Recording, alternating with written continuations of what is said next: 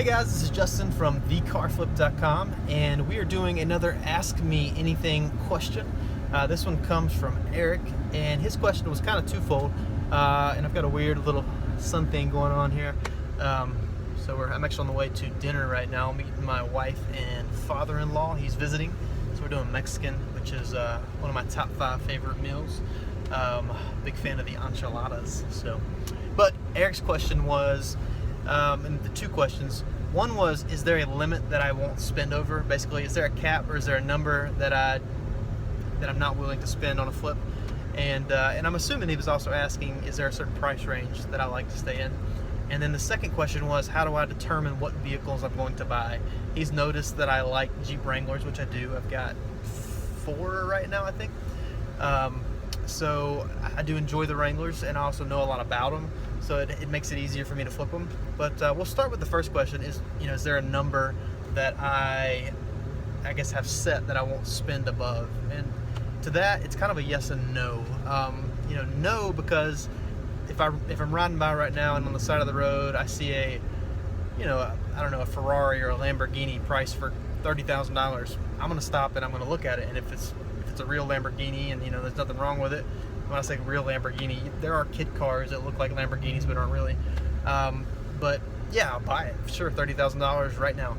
But at the same time, I'm not necessarily looking in that price range. That's not a price range that I do a lot, because I would much rather, see if I can get the sun situated.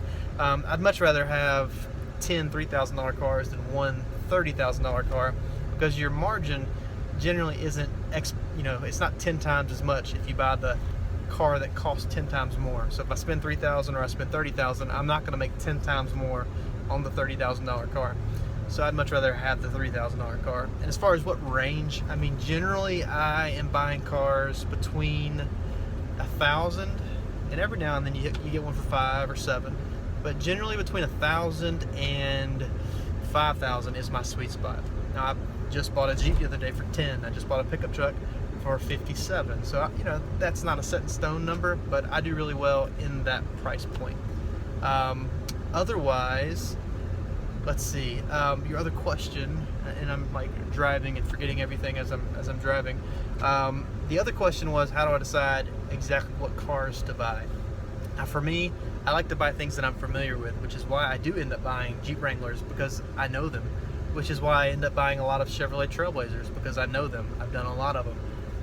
Ford Explorers are a vehicle that some people like to stay away from because they are known for some issues. But as long as you buy them and you know that there's not any problems, you obviously get to test drive it.